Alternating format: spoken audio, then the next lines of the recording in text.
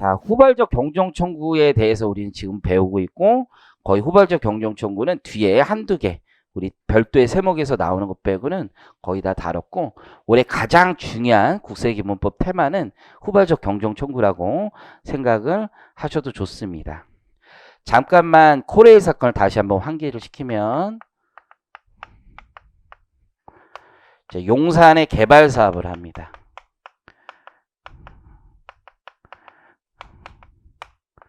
개발 사업을 했는데 토지를 양도를 했던 거지. 토지 양도를 했었던 거고, 이게 추후 해제가 된 거죠. 그렇죠? 그래서 지금 요즘 신문에 여러분들 보면 용산에 무슨 땅에다가 아파트를 8,000세대를 짓느니 뭐 이런 얘기 들어봤어요? 그래서 장기 임대로 뭐 그걸 개발할 거니 뭐 그런 얘기 못 들어봤어요? 그 땅이 그 땅. 그래서 토지 양도. 그때 해제가 됐으니까, 이 해제가 됐을 때 다시 원래대로 돌아갈 것이냐, 첫 번째 문제가 되겠죠. 왜냐하면 법인세법은 얘네가 법인이잖아. 법인세법의 경우에는 해제된 경우 마이너스 치는 관행이 있느냐의 문제가 있겠지. 이해하시겠죠? 하지만 우리가 저쪽 사건에서 봤듯이 갑자기 생각해. 분양계약의 해제 사건에서 봤듯이 법인세법 관행에는 해제의 경우 마이너스 친다는 얘기가 없다고, 기업에게 기준에. 그러니까 69조 3항에서 별도로 해제된 때를 마이너스 친다는 법을 만들어 놓은 거잖아. 근데 이건 분양계약 뭐 이런 게 아니잖아요. 그냥 일반적인 양도라고. 그래서 양도 사건의 경우에는 법인의 경우도 소급하는 거야, 기본적으로. 그래서 양도 대금을 감액한 경우에도 소급했었던 사건이 예전에 있었던 거죠. 우리 교재 보면 맨 처음에 부산 항만 사건이 있는데 이걸 팔았다가 70억 정도 감액이 된다고. 그러면 그것도 돌아가서 세액을 환급받아라라는 얘기가 있다고. 그러면 해제해서 과거로 소급해서 법인세를 돌려줄 건 맞는데, 이번 사건의 핵심은 뭐였냐면, 내가 해제를 한 때냐,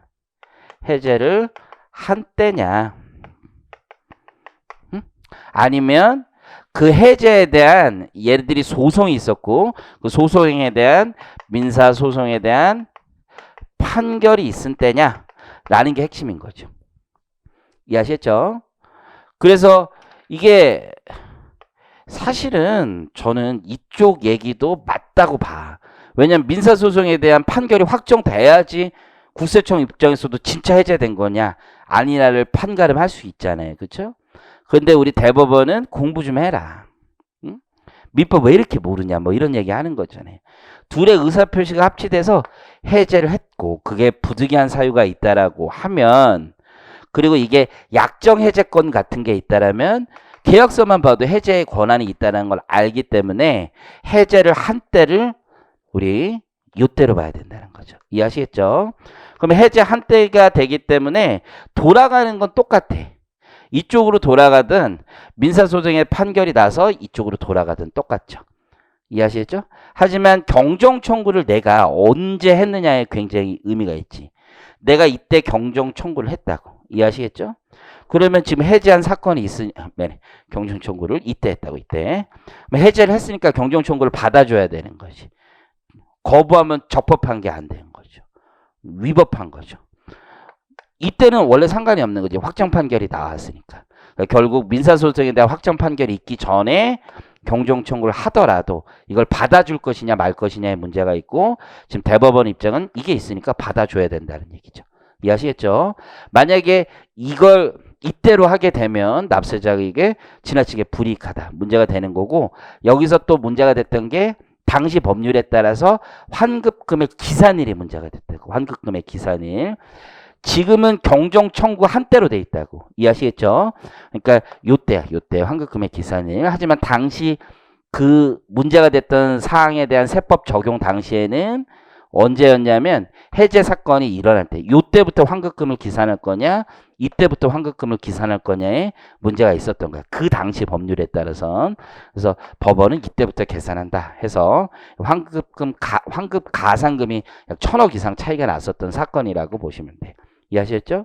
그래서 요 날이냐 이거 잘 기억을 하시고, 여기다 이해하시겠죠? 그래서 모의고사 때도 한 번 했기 때문에 하면 되고.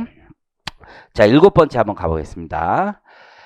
자, 이것도 이제 행정소송법 쪽 얘기들이 많은 거예요. 한번 보면 이제 완전 자회사, 완전 모회사가 있는 건데 이게 포괄적 교환이 일어난 다음에 완전 자회사나 모회사가 되는 거고요. A가 있었어요. 그리고 이제 B가 있었던 거예요. B가. 그래서 A의 주주가 지금 현재 갑이 있는 거고 B의 주주가 이제 을이 있어요. 그런데 포괄적 교환을 하기로 했으면 이렇게 되는 거죠. 을이 어디로 도망가는 거예요? 도망이라기보다는 이쪽으로 가는 거죠. 을이 이렇게 가는 겁니다. 그리고 A가 B를 100% 소유하게 되는 거죠. 을은 B에서 없어지고. 그래서 이렇게 되면 A가 완전 자회사가 되고 B가 완전 모회사가 되는 사건이 되는 거죠. 근데 이 사건에 대해서 우리 을에 대한 과세 문제가 생겼던 거예요. 을. 그럼 을은 지금 B 주식이 없어지고 A 주식을 새로 받잖아요. 그렇죠? 그러면 이때 적용되는 조문이 뭐냐? 무슨 문제냐면 너무 싸거나 비싸게 거래가 됐을 수 있다는 거야. 이해하시겠죠?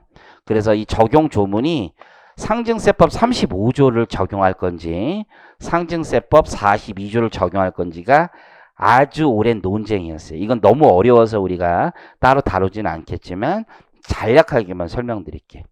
상증법, 상증세법 35조의 얘기는 뭐냐면 고가 양도나 저가 양수에 대한 조문인 거고 42조는 자본거래에 대한 조문인 거야. 그래서 오랜 동안에 논쟁이 있었어. 얘가 을이 B 주식을 없애고 A 주식을 받는 이 과정에서 35조를 적용할 것인지 아니면 42조를 적용할 것인지. 지금 이해하시겠죠? 42조라는 건 자본거래에 대한 상증세법 일반 조항인데 이건 어떤 측면이냐면 A라는 신주를 받게 된다라는 측면이 강한 거고 요거는 B라는 주식을 판다라는 조건이 강한 거고 이래. 이해하시겠죠? 참고로 대법원의 최종 결론에 대해서는 잠깐만 설명을 드리면 그냥 편하게 들으시면 돼. 얘는 기본적으로 반대급부가 일반적으로 그 반대급부가 현금이라는 생각이 굉장히 강한 거야. 이거는 현금 자본거래가 아예 안 껴야 된다. 근데 얘는 반대급부가 주식 등 교환이라는 생각이 굉장히 강해요. 42조가. 이거 여러분들 수준으로 이야기는 조금 어려워. 그래서 필기 많이 하시는데 뭐 크게 중요한 건 아니야. 그래서 이 주식의 포괄적 교환에 대해서는 42조가 적용되어야 한다라는 게 법원의 입장이었어. 왜냐하면 상대적으로 비싼지 싼지를 결정해야 돼. 상대적으로. 괜히 설명 시작했다. 내가 이 가격이 얼마인지를 측정할 때 얘만 가지고 측정되는 게 아니라 이것만 가지고 측정되는 게 아니라 둘 다 봐야 된단 말이야. 둘 다. 그래서 자본거래, 희석 효과도 생기기 때문에 그래서 자본거래로 보라는 게 대법원의 최종 입장이었어. 이해하시겠죠? 여기까지는. 그럼 이 사건은 보면 왔다 갔다 한 거야. 자, 스타트 해보겠습니다. 이렇게 주식의 포괄적 거래를 했고 과세관청은 이제 부가처분을 했던 거야. 그래서 1차 처분이 뭐가 있었냐면 야 이거 자본거래다. 자본거래에 해당한다라고 해서 국세청에선 근거조문을 자본거래 조문으로 가져왔던 거예요. 이해하시겠죠? 그랬는데 이제 불복을 했고 심판원에서는 이 사건 교환계약 같은 주식의 포괄적 교환에 대해서는 35조를 적용해야 된다. 그래서 심판원에서는 조세심판원에서는 아니다. 이거 손익거래다. 손익. 그래서 35조 적용해야 된다. 라고 하면서 돌려보낸 거야. 이해하시겠죠? 그러면 이제 과세관청은 국세기본법에 따르면 우리 제척기간 조문 있잖아요. 25조의 2에 보면 소송 등을 거친 경우에는 제척기간이 1년 연장되는 규정이 있잖아요. 그거에 비추어 봤을 때도 그 변경 여기서 졌더라도 다시 조문을 바꿔서 재처분을 가능한 거지. 예를 들어서 이자 소득인데 사업 소득으로 변경하면 그 재처분이 가능한 거잖아. 그래서 우리 국세청은 재처분을 합니다. 2차 처분을 하는 거지. 처분. 이번에 몇 조를 적용해서 42조를 적용해서 재처분을 합니다. 이해하시겠죠? 그래서 이제 소송이 진행 중이었던 거야. 근데 소송 진행 중에 어떤 대법원 판례가 나왔느냐? 볼게요. 42조를 적용하여 징역세 부과처분을 부당하다는 이유로 잘못했네. 내가 번호를 헷갈렸네. 여기 미안해. 심판원 적과 양도에 따른 이익의 징역을 과세하는 것은 변론으로 하더라도 42조 42조 이때 몇 조 적었지? 35조 적었었나? 42조를 적용하여 징역세 부과처분을 부당한다는 이유로 취소 결정을 내렸고 35조를 적용하자는 거였고 이에 과세관청은 2차 처분 2차 처분이 할 때마다 헷갈리더라고. 35조로 적용하자는 거였어요. 얘가 아까 맞았어 이게? 2차 처분 42조는 안 된다는 거였지. 그치? 그래서 35조 2차 처분을 간 거야. 근데 쟁송 중에 대법원 조세심판의 입장과 상반된 대법원 판결이 나온 거예요. 그리고 그때는 42조가 맞다라는 대법원의 판결이 나온 거야. 그러니까 맨 처음에 이게 맞았었던 거지. 이게 맞았는데 대법원에서 이거에 대한 확실한 판례가 나온 거야. 그러니까 우리 소송 중에 국세청이 어떻게 하겠어? 이거 해봐야 2차 처분한 35조 해봐야 또 깨질 게 분명하니까 변경한 거지. 35조에서 42조로 변경을 한 거지. 이해하시겠죠? 그러면 이렇게 소송 도중에 조문을 바꾸는 게 가능하냐? 첫 번째 이 문제가 있을 테고 사실 그거는 동시에 이 문제도 있는 거야. 심판원에서 지금 판결을 냈잖아. 그거에 대한 기속력에 대한 문제가 있다고요. 이해하시겠죠? 기속력이라는 말이 있잖아. 기판력이라는 말도 있고 다양하죠. 기속력. 이거는 기속은 누구에게 기속되는 거야? 행정청에게 기속되는 거지. 국세청에. 그러니까 심판원에서 한 말을 들어야 된다는 거지. 심판원에서 이러한 이유로 과세처분 못한다고 했으면 그것이 옳고 그른지를 따질 거 없이 무조건 말을 들어야 된다는 거지. 그런데 지금 소송 도중에 이렇게 조문을 변경하는 건 조세심판원에서 내린 결정에 반하는 처분이 되는 거죠. 이건 기속력에 위배된 처분이 된다라고 보시면 됩니다. 이해하시겠죠? 그래서 여러분들 대부분 뭐 행정소송 많이 하잖아요. 이런 거 배우잖아요. 기속력 이런 거. 기판력 이런 거 배우죠. 기판력. 기판력은 법원의 판결에 대한 효력을 얘기하는 거지. 이건 행정청을 기속하는 거고 얘는 법원을 기속하는 거죠. 그래서 법원이 얘기했으면 법원 스스로 기속된다는 기판된다는 거죠. 거기에 보면 될 거고. 자, 거기 쟁점을 볼게요. 동일한 사항에 대하여 특별한 사유 없이 이를 번복하고 종전의 처분을 되풀이할 수 있는지 여부. 다음 페이지 가보시면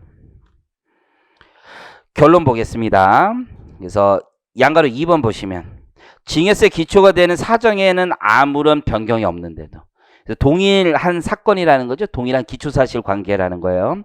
상징법 42조를 처분 사유로 하는 것은 불복 과정에서 취소된 종전 처분을 번복하여 이를 되풀이하는 것뿐만 아니라 자본거래에 근거한 종전 처분을 취소한 우리 조세 심판 결정 기속력에도 저촉된다. 두 가지 측면이 있다라는 거죠. 자, 밑에 기속력 나와 있죠. 기속력 그림 한번 보시면 될 것 같고, 자, 기속력은 잘 아시는 것처럼 행정청을 기속하는 것이다.